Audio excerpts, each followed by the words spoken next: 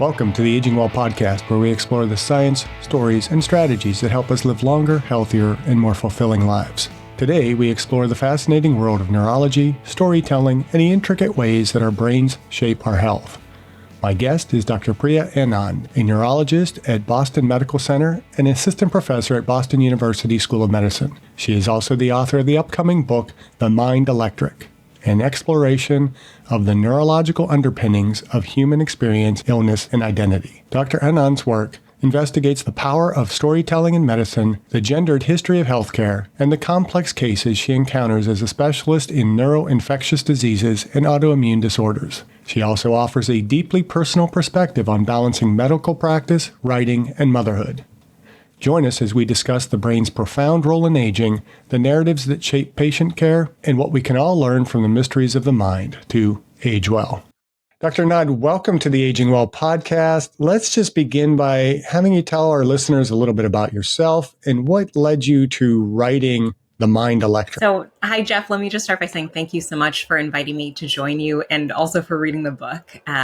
I am a neurologist. I care for patients with a pretty wide range of neurologic illnesses and symptoms in the course of my practice. But before I wanted to be a doctor, I actually wanted to be a journalist. I wanted to be able to tell people stories in a way that felt powerful and true. And when I first started medical school and kind of shifted gears, I thought that I left storytelling behind. And the further that I went in my training and my practice, the more I realized it was actually a really essential part of my work still. So I think became interested in the kind of the salience of stories in medicine and layers. As a medical student, I was still really new to the language of medicine, and far more than learning about the jargon of diseases, I really loved hearing how my patients and their families and their communities talk about their illness. So people construct all of these stories and fables and myths to make sense of illness, and they felt way more legible to me than what I was reading in medical text. Great example of this is the example of sleep paralysis. I don't know if you have ever had the experience of sleep paralysis. Maybe some I have of your not, listeners thankfully. have. Thankfully, it's shockingly common, and maybe your listeners will be able to speak to this. As you're falling asleep or waking up, just at this kind of like boundary between sleep and consciousness, people will have this experience of feeling frozen, as though their body is paralyzed, as though they're asleep, and they can see or hear their dreams, but their brain is fully awake. It's a kind of this blurring of the boundary between being asleep and being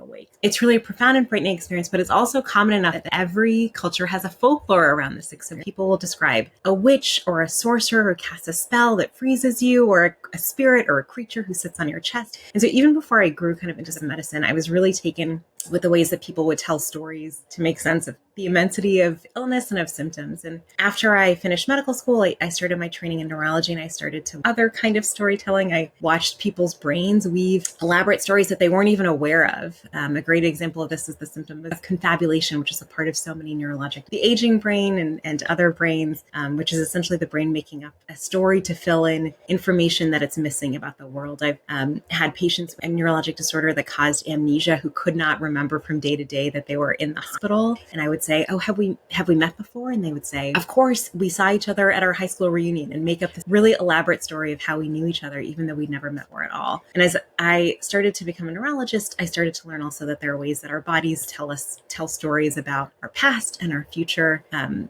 reveal something about our own narrative. I think as I've gone further in medicine, I've realized that this way of telling stories about illness, it's not just unique to patients. Patients are not the only ones who tell stories to make sense of what's scary and strange about illness and disease. Doctors or stories are maybe the most powerful tool that the human brain has, and they're how our brains have evolved to make sense of a really chaotic world. And kind of watching all these layers of illness and story unfold is really how I first started to think about storytelling. What first inspired me to. The brain fascinates me, and it's kind of beyond my scope of understanding because I'm an exercise physiologist. So the muscle, the cardiovascular system, all that's easy to understand, but diving deeper into kind of just understanding the mind and how our nutrition, our lifestyles, our exercise, all that affects the brain. And even that, you just just start scraping the surface. And so your book, The Mind Electric, explores our brains and how our brains shape our experiences of illness and healing, as you've been talking about. How do you see this playing out in aging and neurodegenerative diseases? I'll say first that I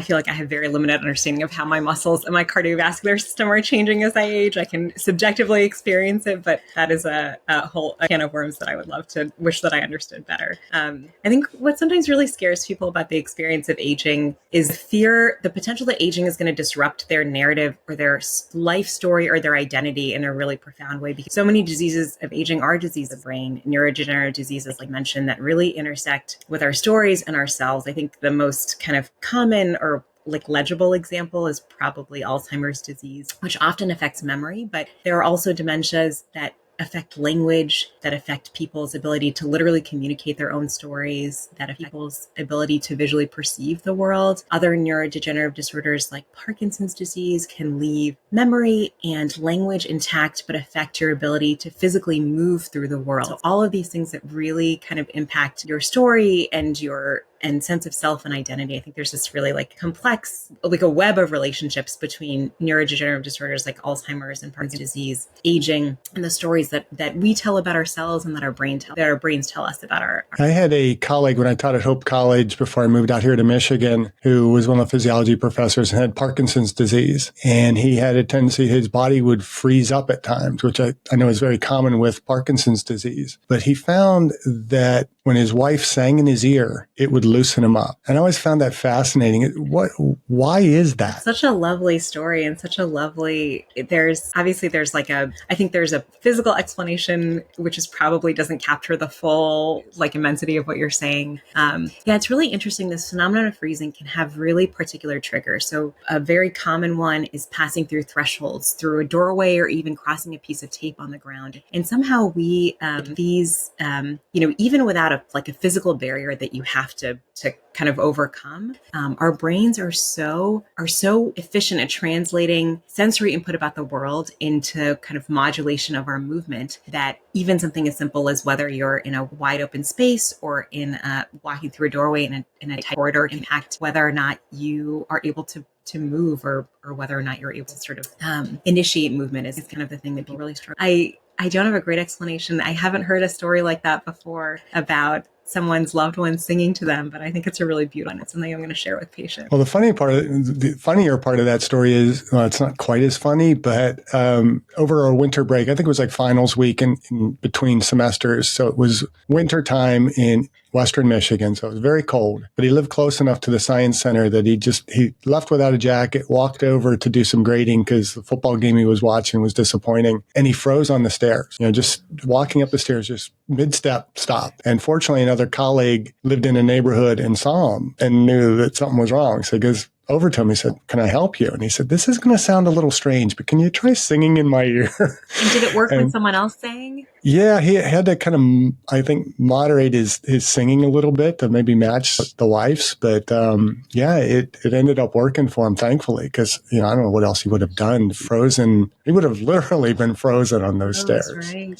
So based on your experience, what are some of the biggest misconceptions that we see about aging in the brain? I think one of the big points I want to make here is that I think people have this misconception that aging is all downhill when it comes to the brain. And I don't think that's quite true. Like nothing in medicine, nothing about our brains and bodies is simple or linear. There definitely are some things that become more difficult or less efficient for our brains as we age, but there are also some things that become better. So some of what happens in our brains as we age really parallels what happens in the brains of infants and toddlers as they grow into children and they learn about it. As infants grow into children, something really important that happens in their brains is that their brains go from being this chaos of many, many different synapses and connections to some of those connections being pruned away so that the brain has a better sense of which ones are important, which ones to pay attention to. And that process of kind of reduction is also a part of how we acquire language as we grow into children, how we acquire all sorts of skills. And we prune some of our synapses and sometimes form new ones as we age as well. And what that means is that some things get harder, but other things actually get better. So some tasks that really rely on experience, accumulated experience about the world, people actually do better as they age. Their vocabulary can become more robust. Things like being able to judge distances, all of these things that rely on your experience of the world can become better and better as we age. And I think being attuned to this nuance that aging is really, I think, change rather than decline is, I imagine, a big part of aging. And so you kind of use the analogy of pruning. And I think as we age, we just seem to accumulate more. Well, we don't seem to. We accumulate more and more knowledge. And so we have to be able to figure out whether that knowledge is the most important. So is some of this, difficulty that we experience with aging and just in terms of memory, really more of the challenge of pruning and trying to just kind of pull up the information that we need most efficiently? Yeah, I think that's a great way to think about it. That's a big part of like why we need to go through that process as we've become adult humans, is because you're exactly right. Like that information is only valuable if you can access it. It's not a caveat I can just organize and if you can reach it easily. There are kind of, as we age, there are other things that happen that make ourselves a little bit less efficient at communicating with one another. But we also, exactly as you said, we accumulate all of this experience. And part of what happens is just our brains need to make space for the things that they're acquiring at age. That is something that tends to scare us, I think, a little bit as we get older and we start forgetting things. And it's not that our mind is declining. It's just we have so much information to deal with that we don't need to get scared about, okay, yeah, I forgot that. I forgot your name. I mean, I teach and you teach too. And you're a lot younger than me, I can tell. But for me, I've had so many students over the last 27 years that I'm finding it harder and harder to remember names. And at times it's like, can't be the aging brain.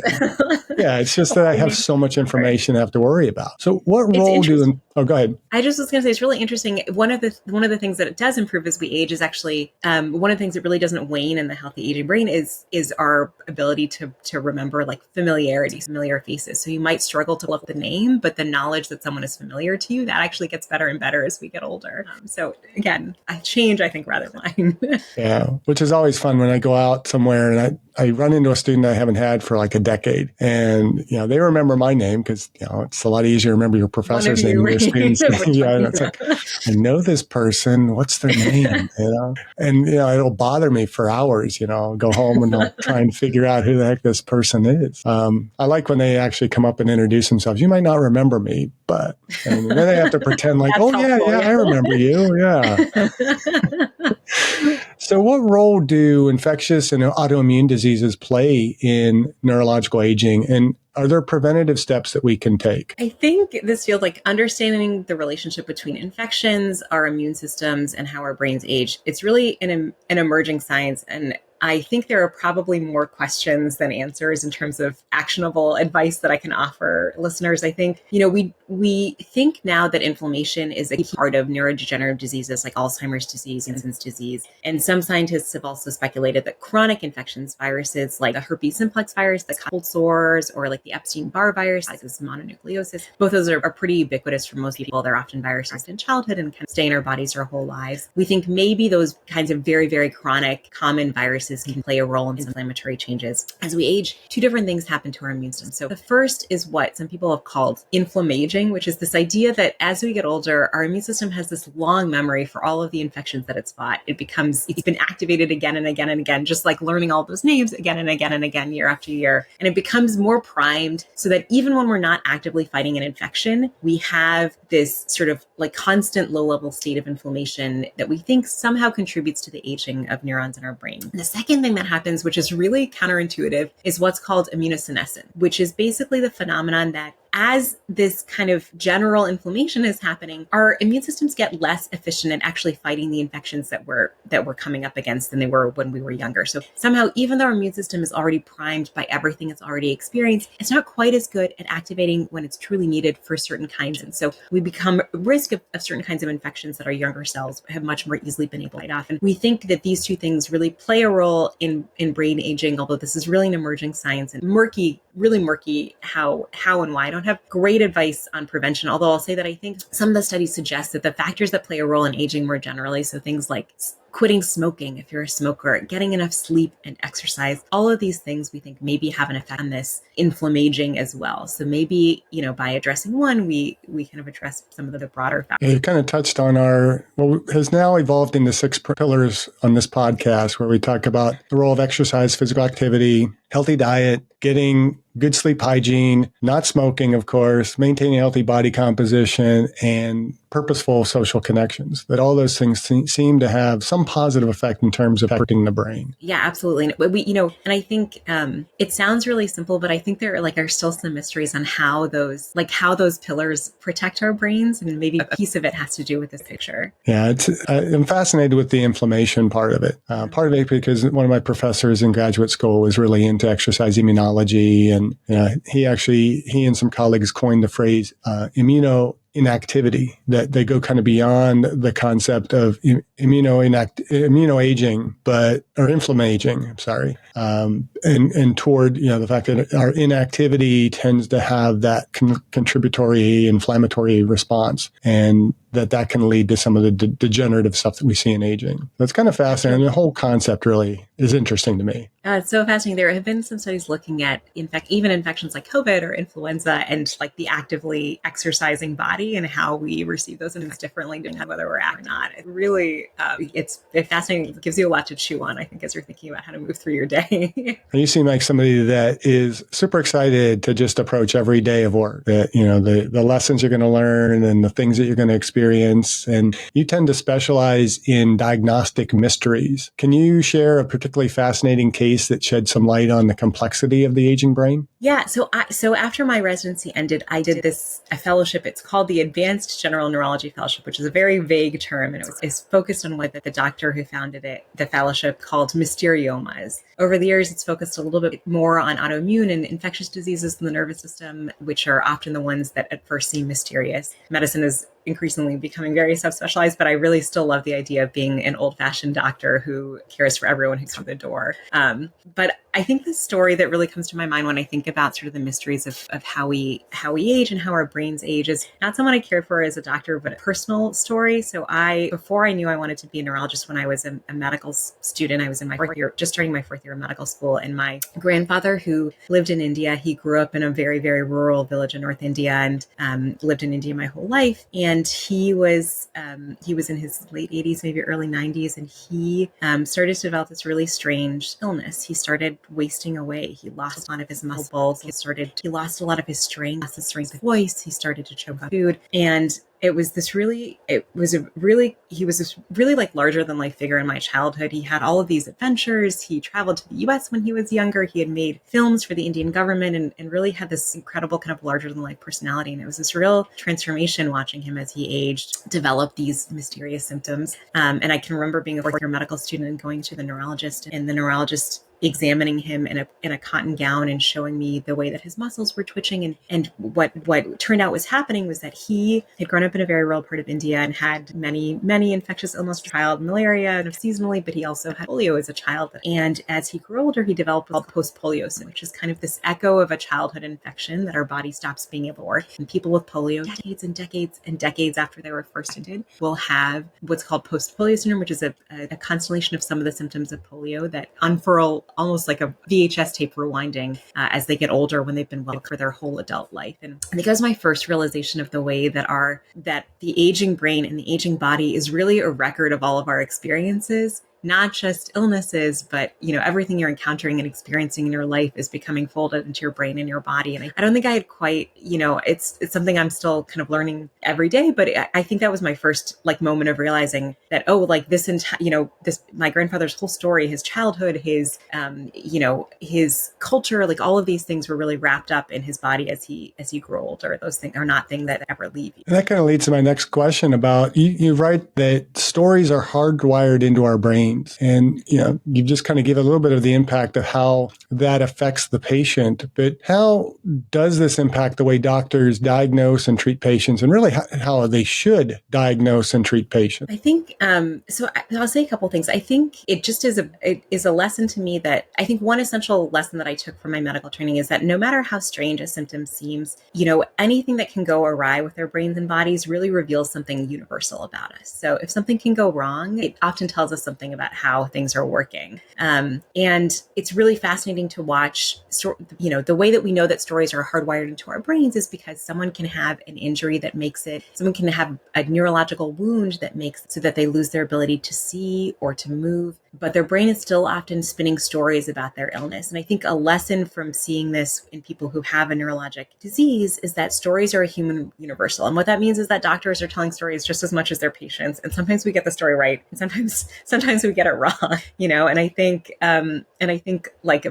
big part of being an essential part of being a doctor who sometimes gets it right is having humility and realizing that we're just, trying to find a coherent narrative and all the details we're seeing in an exam or a history, and that sometimes we don't pay attention to the right and we get it wrong. So have you seen cases where the way the patient's story is framed by themselves or by the medical professional has affected their care? Absolutely. I think I don't always notice it, or I don't always realize that that's happening. But I think if you look carefully enough, it happens all the time in hospitals. And I think anyone who spent time in the hospital has experienced this, whether or not they've been a part of the morning rounds where they actually see it happening. One example that always jumps to my mind is the example of autoimmune encephalitis, which is an inflammatory disease of the brain caused by an overactive immune system. And what's so peculiar is that it often first presents with psychiatric symptoms. So with mania and psychosis and kind of behavior changes. And like many autoimmune disorders, it tends to be more common in young women than in other groups. And that, we could do a whole episode on that and why that's the case. It is still something I think science is trying to contend with. Maybe for that reason, maybe because the stories we sometimes tell about young women and their brains, because of this old idea in medicine of like hysterical women, that's the story of neurology and medicine. Many of these young women are dismissed by doctors before they're diagnosed or given the wrong diagnosis. The journalist Susanna Cahalan, who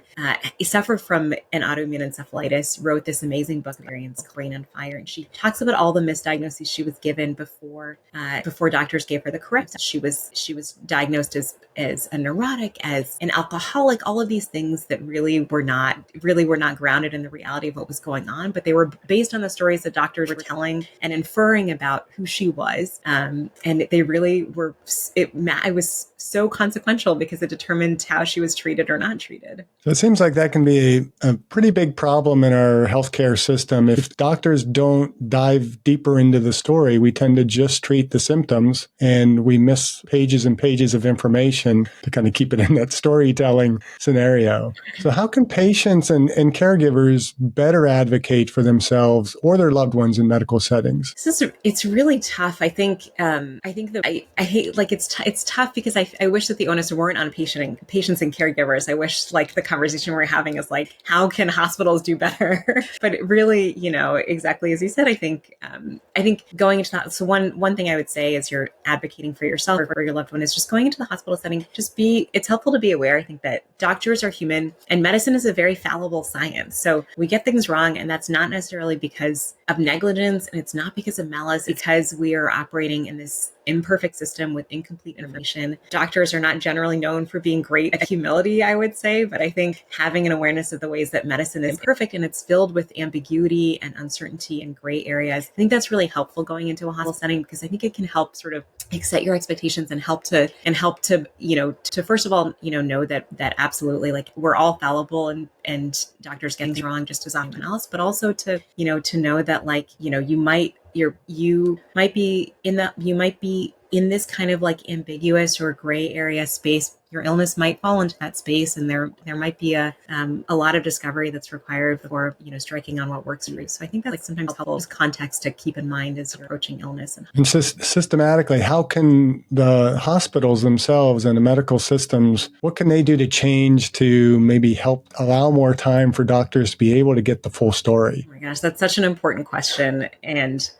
one that I spent a lot of time thinking about. In the American healthcare system, the way that doctoring is reimbursed is through the system is using a metric called, I think it's called revenue value units, RVUs, and it's essentially a way of trying to value the time that doctors spend with their patients in a way that minimizes the amount of time for the maximum amount of benefit. And I just don't think I don't think that that's the right incentive for valuing the time that people spend with their patients. So I don't have a great. In the hospital where I work, I think a big one is I care for patients patients who speak many, many, many different languages, like hundreds of languages are spoken within the walls of my hospital, and making sure that we have medical interpreters who are readily available. And then I think that extends even to contexts where everyone is fluent in English. I think the language can be totally separate language as well. So I think like for doctors and health systems, like thinking about how to remove the jargon and the insurance language from the conversation, I think that can be really helpful and effective at focusing on the matter. But I think it's just tough. It's really tough, I think, in America, because I think sometimes economic benefits and wellness are aligned, but I think often they don't. And we still need a way to value wellness. So what advice do you have for women in particular and people of underrepresented genders in navigating the healthcare? Yeah, so I think,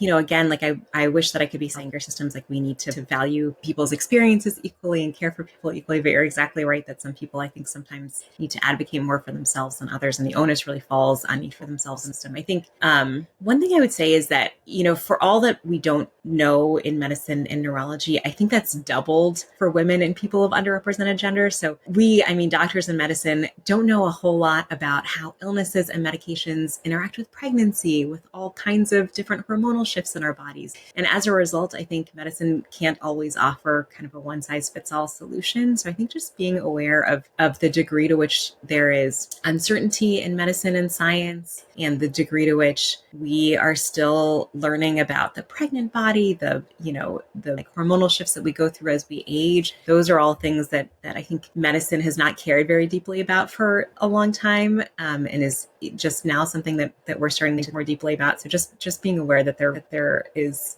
still a lot left to learn is important for encountering the health system. So how do you find time for creative work while practicing medicine? Because it sounds like you're really busy at the hospital and yet you're able to write, and I know you're a mother, you have a lot going on. How are you able to find time to just be creative while, again, practicing your medicine and raising your family and doing all the things that you do? To be totally candid, I'm still figuring that out. So I don't have an easy answer yet. I wrote the first essay of what would become this book like 6 weeks after I gave birth to my first child. I was in this bizarre, sleepless state that really echoed my experience in medical training, where I would often work like 28-hour shifts without sleeping. And I wrote a chapter of the book that wound up being the chapter about sleep. The book sold to Simon & Schuster 2 weeks before I gave birth to my second son. And I wrote the rest of the book in this kind of like manic, sleepless haze during my maternity leave while I was still nursing my second son every couple hours. I didn't leave my house for a few months. My kids are now toddlers. The big kid is turning 3 this summer and the little one is 1.5. And I think something I've realized after having kids, I don't know that I could have written a book before I had kids, because I think I treated having children as like, I made a bucket list while I was pregnant. I was like, these are the things I have to do before I have kids, because once I have kids, it's all over. And I think just that sort of, it really threw things into sharp focus. I think it really helped me to prioritize the projects and the goals that felt truest to me, which were being a mother, being the kind of neurologist and teacher that I've always admired, but also writing these stories felt like something that were unique to me, and that, were stories that only I could tell. And I think I had a much easier time saying no to things that didn't feel as essential to those like core values and goals. So I think it turns out that making time for things means having to not make time for other things is what I've learned. So the key to being creative is to have kids, huh? So if you're going to write more books, you're going to have about 5 or 6 more kids. I'm going to have a bunch more kids, right? Oh gosh. It's already 2 kids. It turns out 2 kids is a whole lot of kids already. So oh yeah, I don't know how people do it. Yeah, I have 2. We're just waiting to get them all out of the house. My youngest is just turned 17, so she's anxious to get out of the house. My oldest is going to be 20 in July, and I think he wants to get out of the house, but he's in college, so it's kind of like, it's not time yet. It's too expensive for you to move out. You're going to school locally, just stay home and get the college stuff done. That seems like a huge transformation and like identity shift. It is. Having a 17-year-old who's about to leave. And she's a character, so it's fun. That's what you get to look forward to. Yours are young. Enjoy them. I mean, we're fun at all age. We tell my husband and I talk all the time, like, when are we gonna be able to sleep again when our kids go to college? I'm not even sure if you can sleep. And if they go off to college, that's going to affect your sleep too, because you're always going to be worried about them a little bit. Worried, right? Right. Yeah, true. So what lessons from neurology have you applied in your own life? We've kind of been touching on that a little bit, whether it's in aging, parenting, or self-care. Yeah, I mean, I think again, I think it's just the way that science and medicine works is that every time that something goes awry in our brains, we take lessons from that to understand how things work when we're well. So it may seem like some of these neurologic symptoms are really kind of esoteric and like, what does that have to do with me or my brain? But it really reveals something about how our brains work. So I think I really love I really love the idea that stories are how we make sense of the world. That's something that I like think a lot about in parenting and in being, even my toddlers. It's so interesting. They are already starting to frame the world in terms of stories, and they're seeing themselves as characters. So that's, I think, a big one that I have taken to my personal, definitely learned again and again in my practice. So I'm curious, when you put your kids to bed at night, are you a storyteller? Do you make up stories to them, or do you just read to them, or what do you do? So for the longest time we did, they love books and have a ton of books. So for the longest time we would books, and my toddler like really likes to imagine himself as the character and main character in his book. So Blueberries for Sal is now Blueberries for Emil, which is his name. And that's like his favorite book. But recently the big kid has started to ask for what he calls Emil and Lomax adventure stories, which are stories that we make up about him and his brother going on a big adventure. And they all are very similar. There's not a lot of variation. They go one of three places: the zoo, the museum, or their grandparents' house. But it's really interesting, like how much they love hearing stories about themselves. They never want it to end. So I'm just now entering the age where we're making up stories. There you go. You might have a career in writing children's books too, then. It's I feel like you look at these books and you're like, there are like 3 words in this book. How hard can it be? But the children's, you can, like once you have kids, you can tell some children's books really work and stand the test of time, and some don't. And it really takes a lot of skill, I think, to write a good children's book. Do you have a favorite that you like to read with the kids? We have let me think. We have a ton of books that I really love. One really good one that I never seen before is Little Fur Family, which is by Margaret Weiss Brown, and she wrote Goodnight Moon, which is probably her most popular book. But she has this book called Little Fur Family, which is about a family of 3 that lives in a wood, and the little fur baby goes out on this big adventure and then comes home here. And it's an old book, but it's just incredible how resonant it feels for my kids. I still love it. It's nice to see that lots of things stand the test of time and age well. I think one of my favorites was always Pajama Time, and I forget the author's name. And then the other Sandra Bolton, is that? Yeah, Sandra Bolton, yeah. Her books are always fun to read to kids. And then the other was Dr. Seuss's Fox and Socks, because it is so hard to read that I actually used that when I started teaching pathophysiology and exercise, stumbling over all, and especially in your field. How do you talk about neurology with all these big words and stuff, blah, blah, blah, blah, blah, blah, it's like these long words. And I would always end up teaching pathophysiology when I was at Eastern Michigan, one of my 3rd classes or 4th classes of the day. So it's at the end of the day, I've just been teaching anatomy. I just taught physiology, and now I got to teach all these big words. And I would start stumbling over the words. And so I would read Fox and Socks just to kind of warm my tongue up. And there were times when the students would be like, hey, Dr. Armstrong, I think you need to pull the book out. So I'd pull it out and read a few lines of it. And it kind of warmed me up to be able to speak. So I always loved that book. I still love that book. Oh, I love, it's every possible, right? It's like Fox, Socks, Chicks, Bricks, like every configuration that your tongue and your mouth can go into. That's amazing. I feel like it's just a reminder that teaching is such a performance. I feel like the best teachers are really delivering amazing. So how does this, this is a little off topic a little bit, but, we consider aging to start basically before conception. If you're aging well, it starts with your parents, your grandparents, and epigenetics and all that. But how does that storytelling, that starting to read early, all that, how does that impact the long-term health of the nervous system, of neurology for a child and someone that's wanting to age well? Yeah, maybe we should add a 7th pillar, which is around storytelling. I think, you spoke about how it's really interesting. You spoke about how you've spoken on this before about how one of the most essential pillars of healthy aging is kind of social connection. And it's so interesting. Like, I think one of the lessons from a lot of these disorders is one great example is if you lose your vision in a certain way, or if you lose your ability to hear in a certain way, and you're a person who is isolated, your brain will actually construct new visual input or new sounds to make up for the input that it's it's missing. It happens much more in elderly people who are socially isolated. And I think it just tells us like how like stories are, I think, are often a form of connection or a form of understanding our place in a complex social structure world. And so I think stories are probably very much a part of that pillar. And again, exactly as you said, aging, the way that our brains age is such an echo of the way that our brains first develop. There's this really, profound kind of mirror image between how our brains age and how our brains first start to acquire language and first learn to read and first learn to make all of these movements. You wonder whether our aging brains are more able to prune and keep the right synapses and understand what's salient if you're efficiently able to kind of form stories to tell your brain it's on. Right. So all this kind of leads me to my next question. Is the question I ask of all of my guests. So you can't escape it. What are you doing personally to age well? This is a major work in progress for me. I don't know that I have any kind of actionable advice. I think one of the pillars that you mentioned that I think a lot about as a parent of toddlers and as a doctor is sleep.